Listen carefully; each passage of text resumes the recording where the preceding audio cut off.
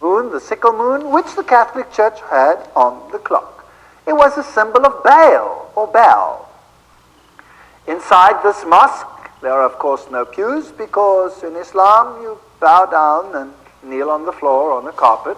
And if you look up at the tremendous dome, you have again the great solar blazes in this wonderful building. Islamic dress, well, you can look at old-fashioned Catholic nuns and you will find that the dress is identical. Catholic nuns wear the same dress as Islamic women of Orthodox faith. This is the great mosque in Damascus. Fascinatingly, inside the mosque, right inside, is this shrine, and there is a Muslim man praying at this shrine. Now, who's he praying to? Is it to Allah there? No. He's worshipping a relic of the dead, because this is the shrine of none other than John the Baptist. Now, if you know something about Johannsites, we've spoken about that, then you can already pick up, if you pick up the name John, you have Johannsianism, then you have secret societies blended in the background. And they claim that this place has the head of John the Baptist. So an Islamic shrine in Damascus, this is, by the way, the oldest mosque, the most illustrious in that country, has this head. Fortunately, the Roman Catholic Church has a shrine with the arm of John the Baptist. I always say, if they carry on, they might be able to put him together again. I don't know. So, it is the same form behind the scenes. Inside the mosque, the women are not that important. They are relegated to the side. The men get the central positions. They are praying there with beads. In Catholicism, you pray with beads. You pray with rosaries. And Islam is a very solemn religion. Just some of the sounds in this great mosque.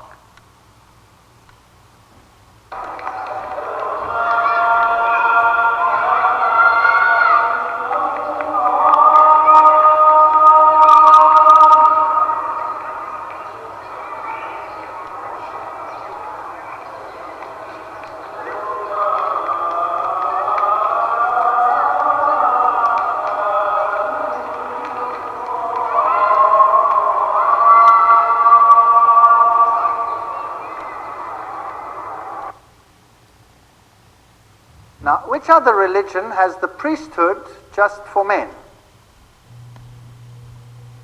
The Roman Catholic Church is exactly the same, and here you have the same position in the Islamic world. The Islamic all-seeing eye, this is a very prominent structure that is used in all of Islam, and you will not find a taxi cab anywhere in Islamic countries that will not have the all-seeing eye there as a protection. Of course, it's used in Catholicism as well, and it's on the US dollar and all these interesting places.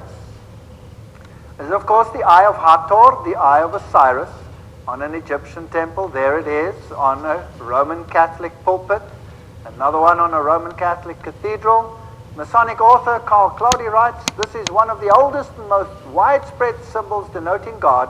We find it in Egypt. In India, the open eye of Egypt represents Osiris.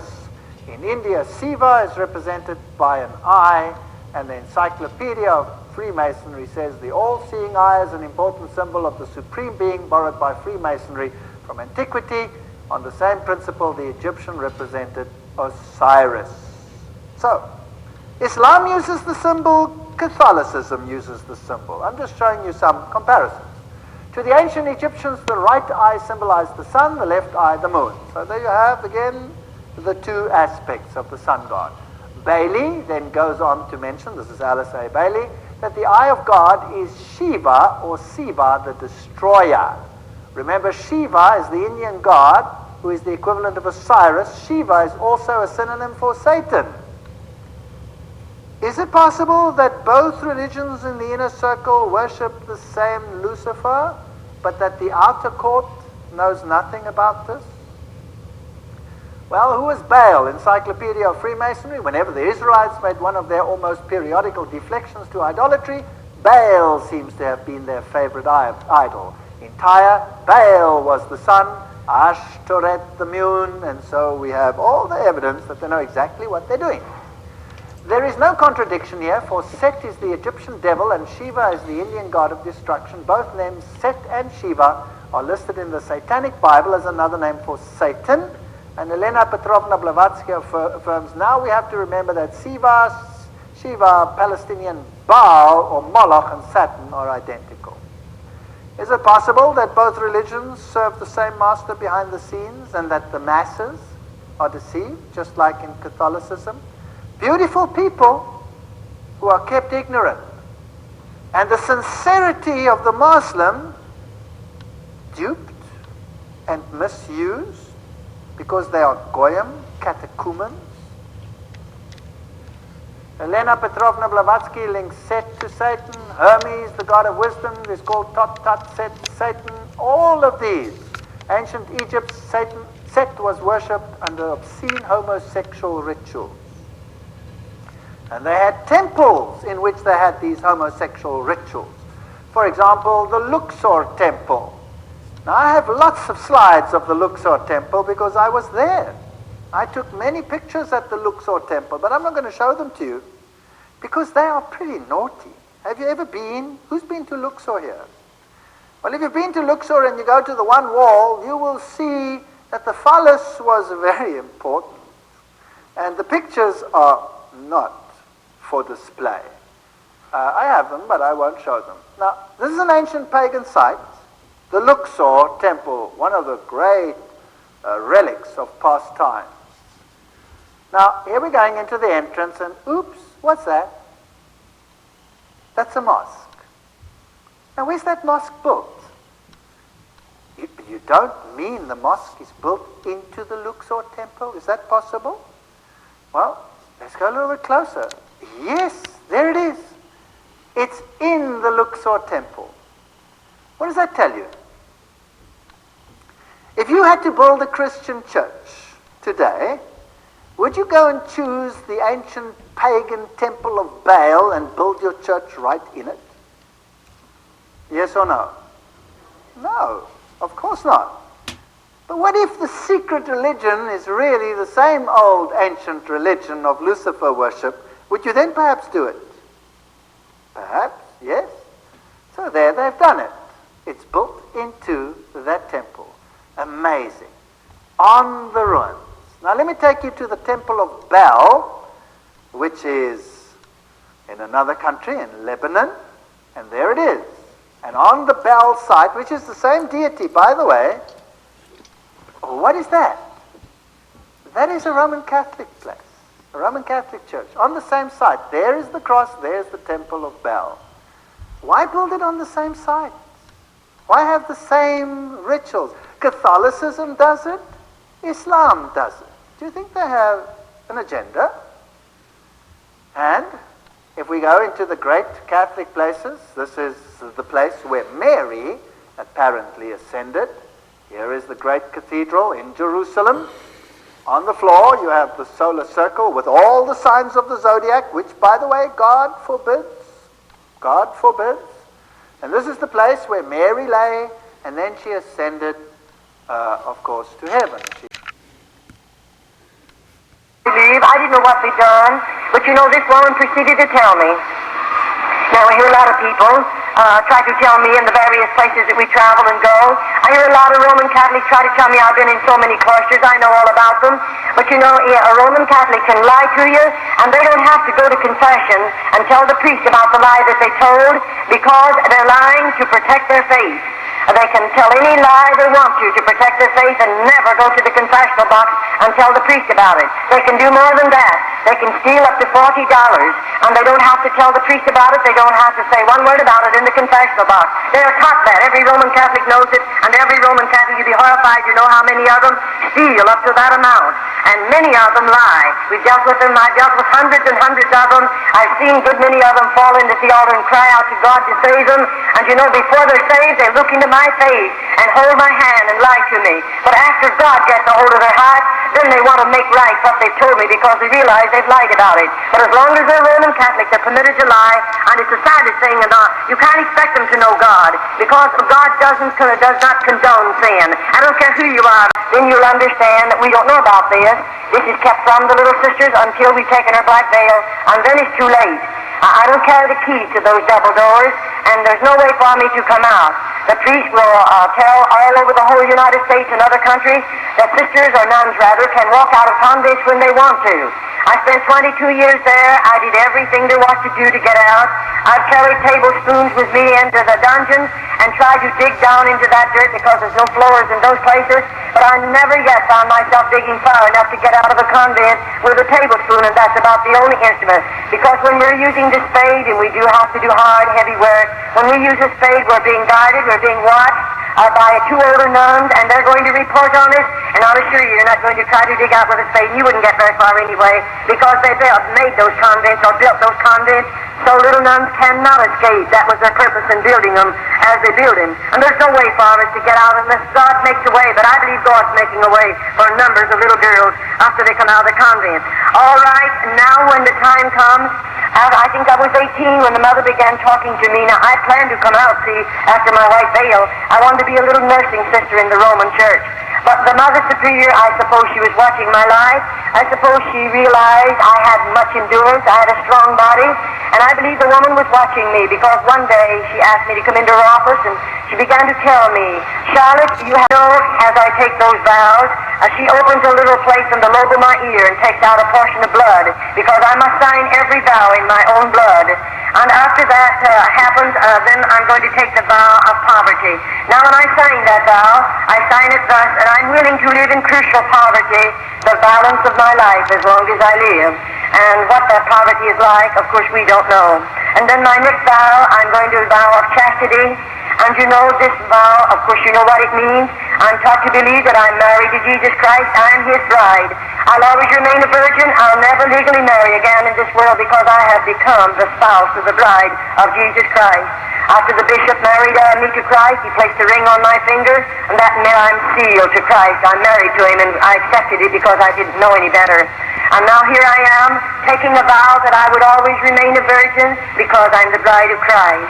And I want you to listen carefully. And then, of course, my last vow of obedience. Now, when we signed that vow, I'll assure you already, I know what obedience means. I'm living in a convent, and there they demand absolute obedience. You don't get by with anything, not even for 2 minutes. I mean, you don't get by with it. You have to realize what obedience means, and they demand it, and you learn to know it, and you're much wiser the more quickly you learn it, and you obey it, and you give them absolute obedience. All right, now, what does it mean to sign vows like this? Let me tell you this. It means more than you folk will ever know, because most people that I know anything about, they know very little about obedience. Oh, in a sense, yes, but you'll never know what a little nun knows about obedience. I'll assure you that one thing, unless you live in the convent. All right, that particular vow, when I signed it into my own blood, it done something to me, because after I signed those vows, do you realize that I've signed away everything I have, my human rights? I have become a mechanical human being now. I can't sit down until they tell me to. I don't dare to get up until they tell me to. I can't lie down until they tell me to, and neither do I dare to get up. I cannot eat until they tell me to. And what I see, I don't see. What I don't hear. What I feel, I don't feel. I've become a mechanical human being, but you're not aware of that until you have signed all these vows. Then you realize, here I am, a mechanical human being, and of course I belong to Rome now. I'll assure you that right now. All right, we become, after this particular vow, we become forgotten women of the convent. In just a short while, you'll understand what I'm talking about. Now, immediately after I've taken those vows, then the Mother Superior is going to take away from me my name, and give me the name of a patron saint. She teaches me to believe that whatever happens to me in the convent, I can pray to that patron saint and she will intercede and get my prayers through to God because I'm not holy enough to stand in the presence of God. It isn't wonder the dear little nuns can never get close enough to God. We've always been taught that we'll never be holy enough to stand in His presence, and we always have to go through somebody else in order to get a prayer through to God. And we believe it because we don't know any better. And so now all identification of who Charlotte was is going to be put away. It'll be taken away from me. And if you knew me and would come to the convent and call for my family name, they'd tell you there isn't such a person as that. I don't exist, even though I'm right there, because I'm writing under another name. Now the Mother Superior is going to cut every bit of hair off of my head, and when she cuts it with a scissors, she puts the clippers on it. And I mean, there's nothing left. I just don't have one speck of hair left on my head. And of course, if you could be a nun, you would understand the heavy headgear that we have to wear. It would be so cumbersome to have hair and so cumbersome to take care of it. We don't have any ways of taking care of it in the convent. There are no combs in the convent, and so you can imagine how hard it would be for us to take care of a head of hair. It's not necessary that we have a comb after they finish with it. All right, now, this is my black veil. These are my perpetual vows, we'll call them. I'm there, and I'm going to stay there. Now, you know, up until this time, I received a letter once a month from my family, and I wrote a letter out of the convent once a month to my family, even though when I'd write that letter, I'd no doubt they marked out a lot of it, because when I would receive a letter from my family, there was so much of it blacked out until there was no sense to the letter, and oh, I'd weep over those black marks. I was wondering what my mother was trying to say to me. Don't worry, you'll never get to know what she wanted to say to you, because they have blacked it out. And so it would break your heart many, many times, and you're lonely anyway, because you have no friends in the convent. I'll assure you, even though there was 180 on my particular wing, not one of those nuns were my friend, and neither was I friend to them, because we are not allowed to be friends in the convent. We are all policemen or detectives watching each other. That's so we'll tell. And the little nun that finds something to tell on the other nun, she stands in good favor with the Mother Superior. And then the mother teaches that nun to believe. When she stands in good favor with the Mother Superior, she's standing in good favor with God. And so that little nun, of course, will want that, and she'll tell a lot of things maybe that are not even true on the other little nun. All right, now after all of this has transpired and all of this has happened, everything I have is gone. I've sold my soul for a mess of theological pottage. Because not only are we destroyed in our bodies, many of us in our minds, and many of us, if we die in the convent, we've lost our soul. And so it's a serious thing. And I truly covet your prayers for little nuns behind cloistered convent doors. They'll never hear this gospel. They'll never know the Christ that you folk know today. They'll never pray to Him as you people pray to Him. They'll never feel His blessings as you people feel them. And so put them on your heart and pray for them. They surely need much prayer. All right, now, as I walk into that room and all of this is transpiring, now bless your hearts, I don't know what's going to be in the next room. After this has transpired and I've taken the vows that I will always remain a virgin, I'll never legally marry in this world because I'm the spouse of Christ.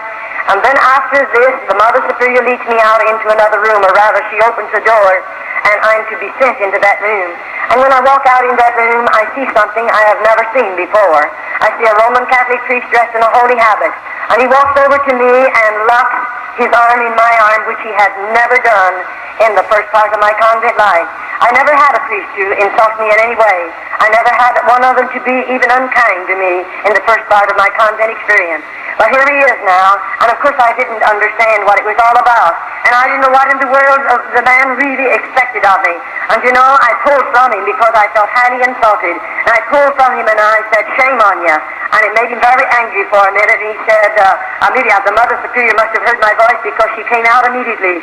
And she said, "Oh," and they called me by my church name. She said, "After you've been in the convent a little while, you won't feel this way. The rest of us felt the same way you do. And you know, the priest's body is sanctified. And therefore, it is not a sin for us to give the priest our bodies." In other words, they teach every little nun this.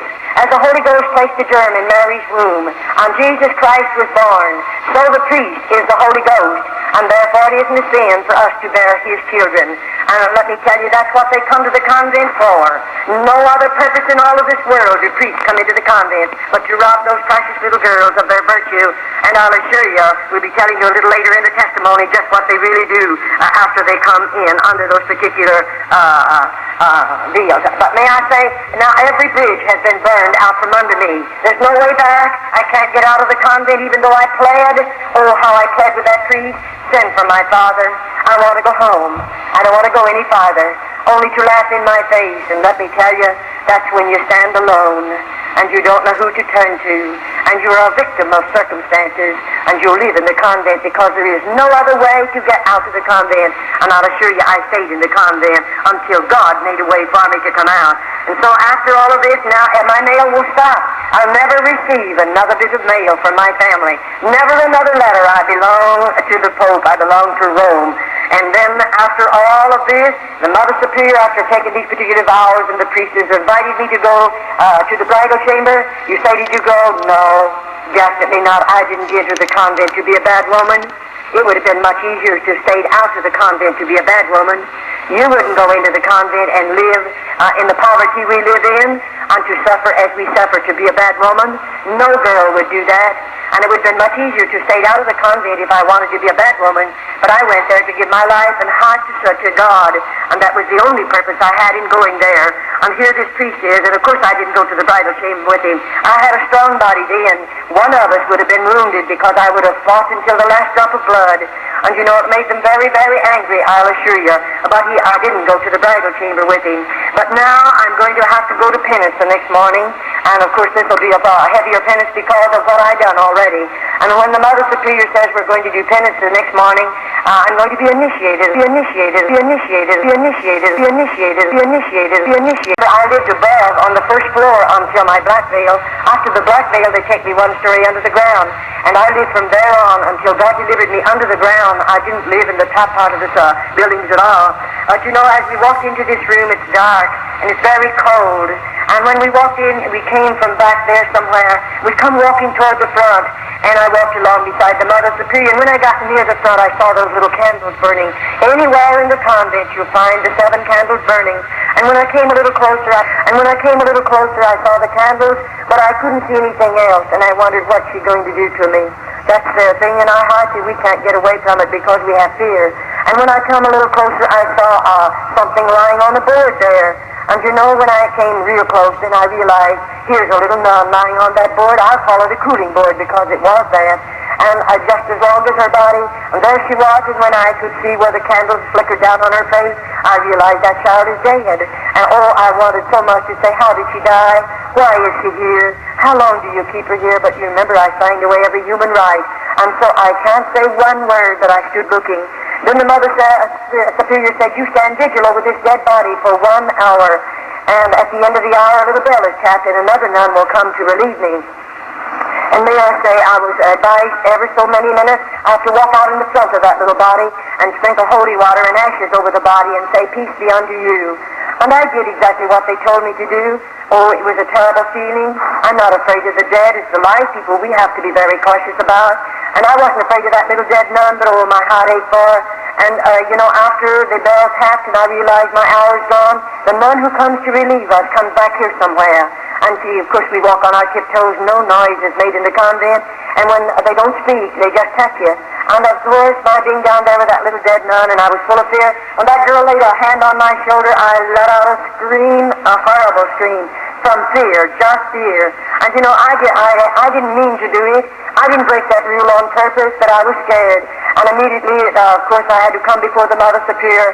And that's when I first learned to know, one of the first times, about a dungeon. They didn't tell me there were dungeons in the convent. And she put me in such a dirty, dark place with no floor in it for 3 days and nights. And I didn't get any food and any water.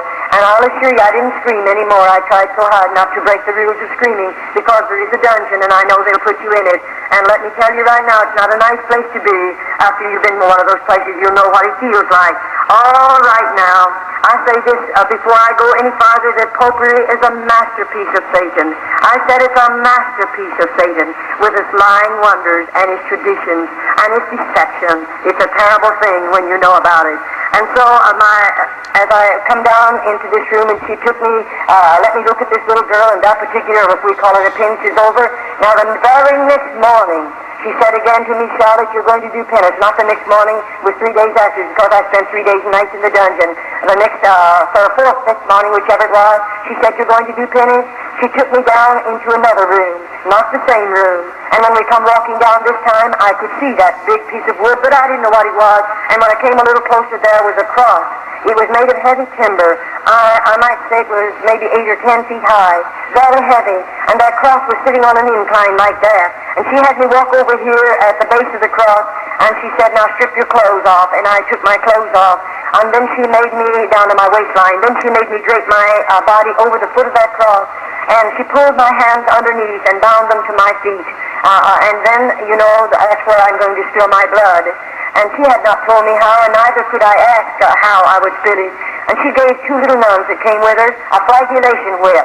It's, I might call it a bamboo pole. It's about this long. It's about that big around. And it has 6 straps on it about this long. And on the end of either of those straps is a cross piece of sharp metal. And those little nuns, either was given one of these whips. And they stood on either side of the cross. Now, at the same time, those girls began whipping my body. And I mean, when that metal hit my body, it would break the hide, of course. It would cut into the flesh, and I spilled blood, and it was running down to the floor. That's my flagellation whipping. That is where I spill my blood, as Jesus shed his upon Calvary. And of course I am human, wounded, it hurts. It was very painful. After the whipping is over, they don't bathe my body. They put my clothing back up on my body, and I have to go the rest of the day. When the night comes and I stand in front of my cell there, after we have to stand there to undress with our backs to each other, and then when I went in, I couldn't sleep that night. I just wasn't a bit sleepy because I couldn't take off all my clothes. They had dried in those wounds, and it was terrible. I didn't take them off for several nights. And I'll assure you, when I came before my food, I didn't want my cup of black coffee. In the morning, we got a cup of black coffee to serve at the tin cup, and we could have no milk or no sugar of any type in it. And we have 1 slice of bread. That's made by the nuns of the cloister. They weigh it. It weighs 4 ounces. That's all I get for breakfast. And then, of course, in the evening, I get a bowl of soup, and that fresh vegetables cooked together. There's no seasoning in the soup whatsoever. And a half a slice of bread, and 3 times a week they give me a half a glass of skim milk. That consists of my food 365 days in the year. And I began losing weight very rapidly, I'll assure you, because I didn't have enough food to eat. I don't know the day that I went to bed without a hungry stomach. Sometimes it would be so hungry I couldn't sleep. The pain was gnawing. You can't hardly stand it. And you know, you're only going to get that 1 slice of bread the next morning. That doesn't fill you up. And of course we have to work hard all day long. And I'll assure you, those little nuns, as I covet your prayers for them, they need your prayers in more ways than one, because you'll go to bed with a full stomach tonight. And you're very comfortable right now, but I'll assure you there's not one of them that's comfortable. They're hungry, and they're sick, and they're wounded, and they're hurt, and they're heartsick and homesick, and discouraged, and worst of all, seemingly they have no hope. No hope. You and I are looking forward to the day when we're going to see Jesus. They have no hope whatsoever. And I surely hope you don't forget to pray for them. All right, that was terrible, I'll assure you. And then in a few mornings after this, the Mother Spirit's taking me back for another initiation. And when I go into the penance chamber this morning, we come from a place up here, and we're going to walk back along the, like that, clear to the back. And you know, it was quite a ways back there, and I went through part of it's a tunnel, and then I come out into a room, and I'll walk through that room, and when I get way back there, I see those candles burning, and I see something else. There's ropes hanging down from the ceiling, and oh, I'm so scared. I wonder what the ropes are for, and what's she going to do? After these 2 penances, you began to have a lot of fear in your heart. And so I can't say anything, and I walk back there, and you know, I saw the ropes then real plain, what they're doing hanging down from that ceiling. Then she tells me, you were over there against the wall, about that close from the wall, and I have to stand sideways like this. And she asked me to put up both of my thumbs, and I did. And then she pulled one rope down, and there's a metal band fastened securely, and she fastens that around the joint of my thumb. And then the other one comes down, and it fastens around this thumb. And there I'm standing like this, facing the wall. And then, you know, she comes over here to the end, and there's whatever you want to call it, she starts winding. And I start moving, and she's taking me right up in the air. And you know, when she gets me so just my toes are on the floor, just on my tiptoes, she fastens it. And there I hang, and all the weight of my body is on my thumbs and on my toes. Not a word is said. No one speaks a word. And she walks out of that room and locks the door. If you know what it means for a key locking a door, and know that I'm strung up there like that, you'll never know unless you're a nun. And when that woman walked out, I didn't know how long I'll stay there. How long that woman will leave me there. And you know, they didn't come to give me food, they brought me no water. And I thought, is this it? Am I going to die back here just like this? And within a few hours, you can imagine, I'm still a human being. My muscles began to scream out with the pain. I was suffering. And that woman let me hang, and nobody come near. And what good would it do for me to cry? You can still every tear in your body. Nobody will hear you. There's no one there to care how many tears you spill.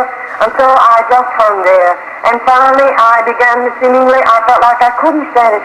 I'll surely die if they don't come and get me quickly. And I felt as if I was beginning to swell. I don't know how long went by. And she opened the door one morning, and she had something for me to eat. And the water was in a pan. And it was potatoes, and those potatoes were not good to eat. They were in a pan. And there's a shelf over there on the wall that she can adjust to the height of the nun. And you know, she pulls it up. Now, I'm not against the wall. I'm about this far from it. But to get that food, she puts it there and said, "This is your food." And she walked out. Now, how am I going to get it? She didn't let my hands down, but this is what you'll learn. And you'll struggle to get it. I'm hungry. I mean, I'm so thirsty, I feel like I'm going mad. And to get it, I discovered that this hand goes high and this one will come down a little bit. And that'll keep right on going higher. As I lean, I have to reach higher with this one. This one will automatically let down. And to get that water and that food, I mean, I had to get it like the dogs and cats. And I lapped as much of it as I could because I'm so thirsty. And get those potatoes, I tried as hard as I could because I'm hungry. And mean I'm hungry. And I got as much of it as I could naturally, but I was hungry. That's the way she fed me for a while, and then she released the bomb. All right, now they can make us do anything. Here we are, the Mother Superior, now I might be down in the laundry room washing. And I told you how we wash. And it's a cement floor. And doing the type of laundry we do, some of it's very heavy. The water drops out on the floor, and oh, it's such a mess. We walk in it. And you know, then here comes a Mother Superior. And to me, a Mother Superior, just as soon you turn loose a lion that's very hungry and let it come walking down that aisle as you see a Mother Superior in a convent. I was scared to death of her. Every time I saw that woman, somebody had to suffer. And we're afraid of her. She knows we're afraid of her because she's cruel. I've seen in her heart is callous. And here she comes. And you know, there we are washing. And I tell you, when she comes, and we know, you feel her presence before you ever see her. You know her footsteps. And you know, we'll wash a little harder. But when she gets down here where we are, she might address me. And she'll say, "You come out here." And I'm out there like a flash because I'm scared. And then she'll say, "Prostrate yourself down there and lick so many crosses on that floor." That's a cement floor. And of course I have to prostrate my body and lick those crosses. And those are not little tiny crosses as far as I reach. I have to lick those crosses. And she watches my countenance. If I don't like it and she knows that I don't like it, then she might say 10, she might say 25. And you know, then the next morning she may walk back through there again, and because she saw something in my face that made her to know I didn't like what she wanted me to do, she may call me again. My tongue by this time is sore. It's bleeding, but I have to look the crosses on the floor again. And then they do the same way about compelling us to crawl. They'll compel you to crawl, and may I say, it could be up and down an aisle like this 10 times. And it'll not be a beautiful red like this. It'll be on a floor that you know what you're crawling on. And you know I'm crawling, and I have to crawl like this upright. And my knees. Don't they hurt? And I might make it 5 or 6 times, and then I might not have enough strength to go the other 3 or 4 times, and I'll faint. But she'll pour some cold water on me and tell me to crawl again. And may I say then, I'll try to finish it out. And maybe the next day she compels me to crawl again. By this time there's scabs on my knees. I mean, those knees are sore. But I must crawl again. This is the life of a little nun. We're doing penance. And then she teaches us to believe that God is looking down out of heaven. He's smiling his approval upon those little girls. And God is made happy through our suffering. And because we are heathens, we don't know any better. We've never read the Bible. We've never had any scripture. And so those little nuns are ignorant of the Word of God. You know, we are just raised under the tradition of the Roman Catholic Church. And we know nothing about this lovely gospel of Jesus Christ. And so we have to do these things. Then the Mother Superior might walk through the cell there. By the way, in our cell, there's nothing in there but the Virgin Mary, and that is, she's holding the baby Jesus, and there's the crucifix, and then we have a prayer board. And by the way, I'll assure you folks that you'll never want to kneel on our prayer board. We kneel on it every day if we are able to walk under our own power. It is a board about this height from the ground, and there are 2 leading up like this one, and this one is about that wide. I'm going to drop my knees down on it, and there's sharp wires coming up through that board, and then this one up here I'll prostrate my arms on, there's going to be sharp wires. After all, I told you we were going to suffer. We were going to do penance, and this is a part of my suffering. And as I kneel on that prayer board, I'm praying for lost humanity, and I'm believing as I suffer that my grandmother will be released from a priest's purgatory sooner because of my suffering. And I'll kneel there longer sometimes. Oh, it's terrible, but we don't know any better, so we do that because that's all that little nuns know, and we believe it. And there we are, and we are locked in ourselves. Every night the key is turned in those doors. We can't get up and come out of there. And then more than that, 7 minutes of 12. We go to bed at 9:30, the lights are out. 7 minutes of 12, there's 2 little nuns appointed to unlock every door. Every little nun again gets on her feet, dresses in full dress, goes into the inner chapel, and there we again pray 1 hour for lost humanity. We don't get very much sleep, that's why, and we don't have enough food, and we work hard, and we suffer much. That's why our bodies are so broken. That's why we seemingly don't have enough strength to carry on after we live there. But I'd like to say this to you as I go, before I go any farther. Now, I did those very things we are taught to believe, that as we spill our own blood, now we must do this. As I put my body, if I torment it or torture it in any way that I spill blood, I'm taught to believe that I'll have 100 less days to spend in purgatory. Now, you know, we have no hope. Those little nuns don't look forward to anything. You may think they do, but we don't. Why? After you live in a convent 10 years, I began to realize the Virgin Mary was just a piece of metal. She's a statue. I began to realize St. Peter's just a statue. I began to realize that the statue of Jesus is just a piece of metal. In other words, we've come to the place to believe that our God is a dead God. And I'll assure you, after you live in a convent long enough, not at first, oh no, but after we've suffered enough, after we've seemingly fallen down at the feet of those statues and spilled our tears on them and have begged them to intercede and get a prayer to God, and years go by and no prayer is answered, then we began to realize we have a dead God, and so on it goes. And so those precious little girls, we're taught to believe that as we whip our bodies, or burn our bodies, or torture our bodies, and spill blood, that we'll have 100 less days to spend in purgatory. We believe in a literal purgatory, and that literal purgatory is a fire, and it's going to burn, and we're going to feel the flames of fire.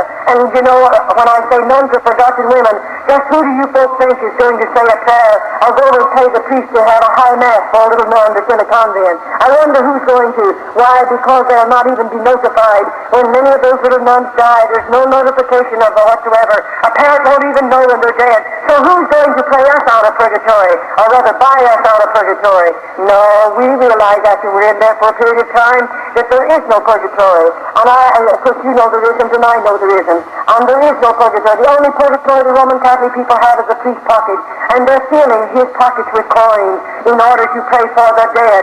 And may I say there are thousands and thousands of Roman Catholics. In the month of November, may I say to you, in the United States, 2 years ago in the month of November, the Roman Catholic priests praying masses for the dead of the Roman Catholic people in this country in 1 month collected $22 million for masses said for dead Roman Catholics. That's just a little idea, a sample of what's going on in this country. And still there are thousands of mothers that will work their fingers to the bone to go over there and give the priest another $5 to say a mass for a loved one that's in a purgatory, because that mother believes there is a purgatory. In the convent they have a painting of purgatory, and there's nothing in the room but just that painting. And you know, every Friday we have to walk around that painting. And when we walk around it, I wish you could look at the little nuns' faces. What do I see? The painting, as you would walk around it, looks like it's a big deep hole out there, and there are people down in there, and the flames of fire is lapping around the bodies of those people, and their hands are outstretched like this. And the mother will say to the little nun, you better go and put another penance on your body. Those people are begging to get out of that fire. And because we're heathens, we don't know any better. I might go someplace in the convent, and maybe I'll burn my body real bad. Maybe I'll torture it some way and spill some more blood, because as I suffer, I believe they're going to get out of that place where a priest puts them. And there are millions of people, so to speak, in purgatory that your priest has put there. And when he knows that it's the biggest fraud there is in the world, he knows there's not a bit of truth to it. And bless your heart, I often say you take purgatory mass away from the Roman Catholic Church, you're robber of 9/10 of a living. She'll starve to death if you would take it away from her. She commercializes not only off of the living, but off of the dead, and on it goes. All right. It doesn't bother a Mother Superior to take one of those dear little girls. And may I say, you know, when the priests come into the convent, they come as our Father confessors. Once a month we go to confession.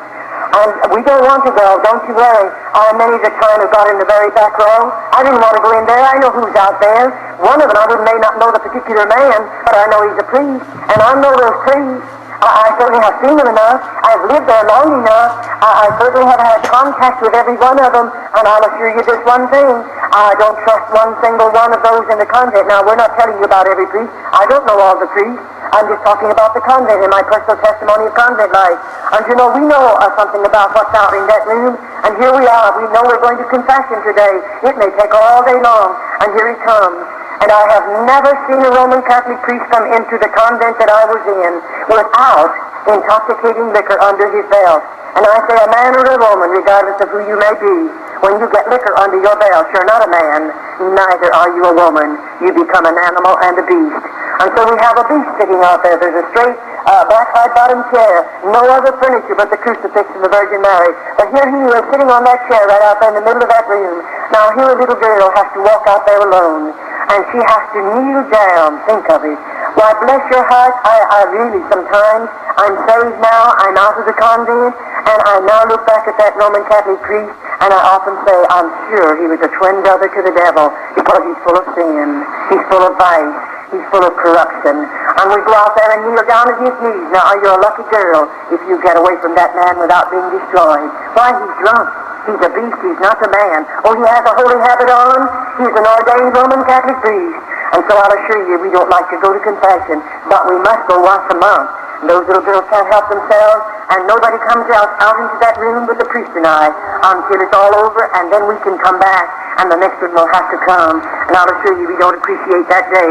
And those little girls don't know any better. They don't know anything about the planets of him. They don't know that Jesus went to Calvary and died for them. They don't know that he shed his blood for them. Those little girls know nothing about it, because to me, as I repeat again, the Bible was a hidden book to every one of those little girls. And so now they can do things like this. Now, if a Roman Catholic priest comes into the convent, he may go to the Mother Superior and ask her to permit him to go into the cell where one of the nuns are. And you know that mother with her carnal mind and her carnal heart, and she's very hard and very carnal, and she is the mother many times of many illegitimate children. They belong to the priest. And you know, she'll take that priest and he's drinking. She knows it. They bring liquor in with them. Sometimes some of the nuns will drink with them, and the mother usually drinks with them. And it's really a terrible place. It is not a religious order. It does not live up to that name whatsoever. But here she brings that priest into one of our cells. Now, I wonder if you realize how serious it is. That Roman Catholic priest, he has liquor under his belt, we know that. But he has a big, strong body. He's had 3 square meals food every day of his life. He can eat all the food that he wants. But you know, there's a little nun that may have a broken body, and she may not have very much strength. And what did he come into that cell for? For nothing other than to destroy that little nun. I often say I wish the government could walk into a convent just about the time one of those priests are let in a cell. The mother will turn a key in the lock, and you're locked in there with that priest. Now, we have no way to defend ourselves. And I often say I had to nurse those little girls. I'm an RN. I got my nurse's training by going through the tunnel over to the hospital as I lived in an open order convent. But may I say, after that priest is taken out of there, if you could look upon the body of that little nun, she looks like something you've thrown out in a hog pen, and a half a dozen old fowls have just mauled that child's body. And this is convent life. I can understand why your priests are calling over the phone every day or two and screaming their heads off because I'm in this city giving this testimony. But may I say to you, I don't mind if they continue to scream. I don't mind what they do. I'm not one bit afraid of them. I'll continue to give this testimony. As long as God gives me strength, I'll be giving this testimony regardless of your priests or your bishops in this country. I know what I'm doing. I know what I'm saying. And I'm not afraid of anybody in all of this world. I'm a child of God. And I believe God won't let anybody put a hand on me until my work is finished. And then I often say, I don't care what you do to my body after I leave this body. I'm sure I don't mind. And so I will continue to give the testimony regardless of what your priests think about it. Because I think God saved me to pull the cover off of convent. I believe he saved me to uncloak those places that are riding under the cloak of religion. I believe that with all of my heart. I'll assure you I do. Now, if I refuse to give my body, you know we're just supposed to give our bodies voluntarily to those priests. Many times the nuns are overpowered. But if I refuse to give my body voluntarily to them, then you know he becomes very angry, and he goes immediately to the Mother Superior. Then when 2 carnal minds come together, they can invent things that you and we don't have enough evil in our heart to invent things like that. We don't have enough sin in our lives to even think of such terrible things. And when those two carnal minds come together, the next time, I want you to know they're all ready. Now the Mother Superior might say to me in a day or two, we're going to do penance. Now the penance that they'll inflict on me is something that the Mother Superior and the priest has invented, and it can be very, very cruel.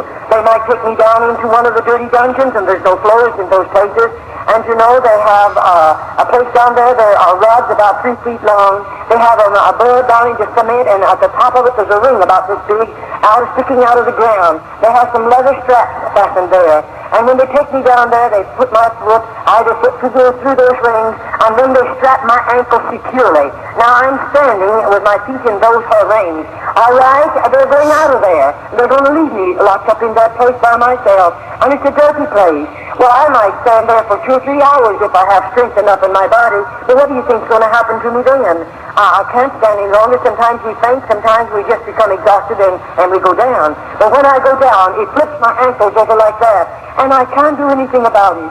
I don't have what it takes for me to get up. I may have to lie in that position for 2 or 3 days and no one will come near. They won't give me a bite of food. They won't bring me 1 drop of water. But I must stay there. And the next thing you feel is the bugs crawling over my body and the mice running over me. And I still have to stay there. I can understand why they don't want me to uncover. They don't want the world to know these things are going on. No priest in this country wants it. And if he doesn't want the world to know it, then they better be pretty careful that nobody ever gets out of a convent after they spent a few years back there. But may I say again to you, my God, he's greater than all the outside forces. My God can reach his hand over into those convents. Okay, so this is Karl Heinrich Ulrich's grave in Italy. Karl Heinrich Ulrich was the one who coined the term homosexuality.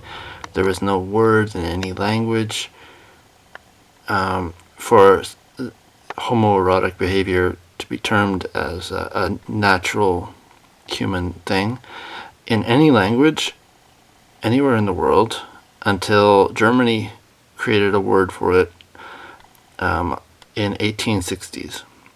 In the 1860s. It was like 150 years ago. Karl Heinrich Ulrich, this guy, his grave, is in Italy because he lived in Germany and then Italy. But it's interesting that it's in Italy because it seems like, the Catholic Church is kind of like says they're not one way.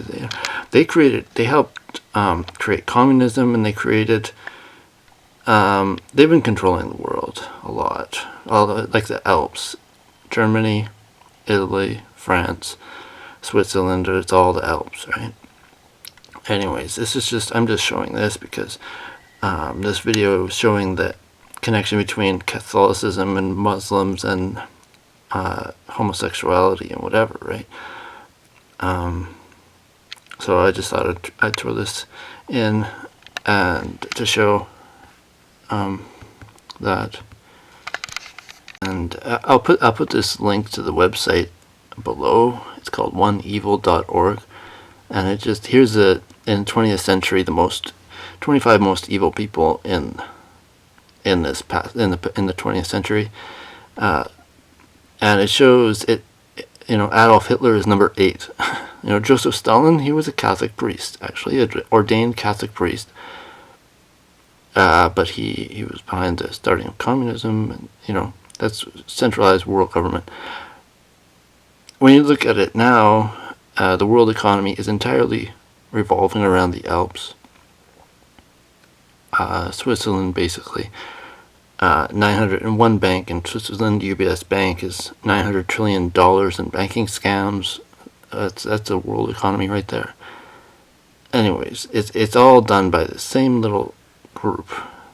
And this website really, like Mao Zedong is number 25, because he was just a puppet for these other people, right, to control China. And so yeah, he really did bad things. He sold out China, but he was still only a puppet. He wasn't the ringmasters. The evil things you can't even think of because they're just too evil. Roosevelt number 20. He created the Fed. He basically sold out the U.S. completely to the Alps. He created so that he created the Federal Reserve, and basically he was a huge, big-time Nazi. He created the war machine in the U.S. to help the Nazis. Basically, U.S. created machines were used by Nazis, and that was because of Roosevelt. Anyways, very much recommend that you check out this website. It details how the Catholic Church pushed what people into whatever, and influenced whatever people. It shows how the Catholic Church actually pushed communism into Russia and China and wherever. It was the Catholic Church was in the middle of all this with Germany and whatever. So I highly recommend it. I'll put in the information box the link to this.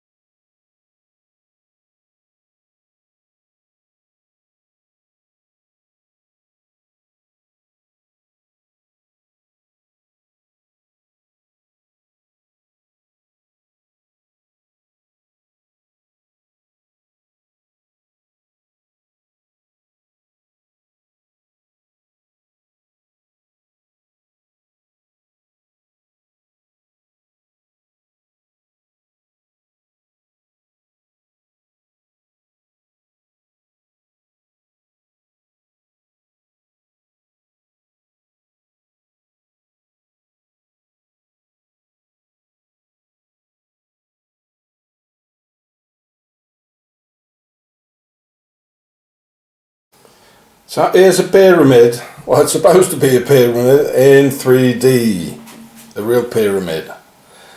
How do the pharaohs show it if they want to show it in 2D? To sew it on a piece of cloth or on a piece of paper? I'm going to show you this now. I already told you that in the pharaoh show. So let's push it down. I'm going to push it down now.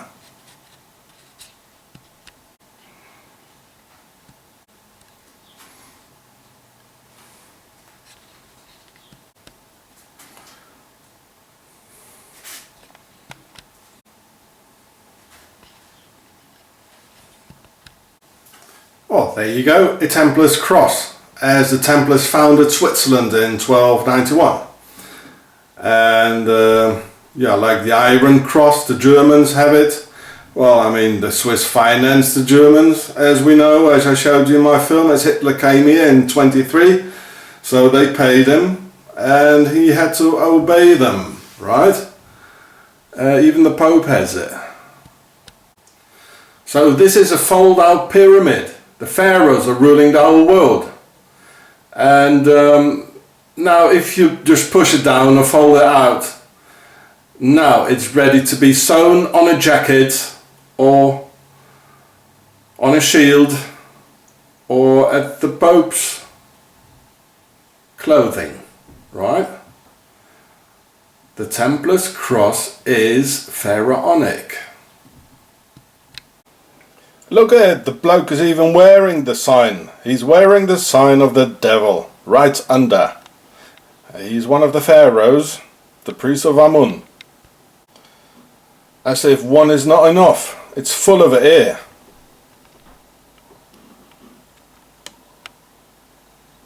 There it is, I just showed it to you.